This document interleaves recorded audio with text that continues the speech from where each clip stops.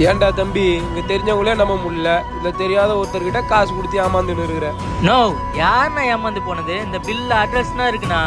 ஏய், இதெல்லாம் டம்மிடா. எவ்வளோ பேரை பார்த்துரு. சினிமால சான்ஸ் வாங்கி தரேன் காசு வாங்கிட்டு ஏமாத்திட்டு ஓடிடுவானுங்கடா. நோ, நானா சொல்றேன், ஊர்ல கஷ்டப்பட்டு சேர்த்து எடுத்துட்டு வந்த காசுனா. நம்மள்தான் இந்த அட்ரஸ் போய் பாரு. ஒண்ணு காலி இடமா இருக்கும், இல்ல அட்ரஸ் தப்பா இருக்கும். ஏய் ஏய் ஏய் ஏய்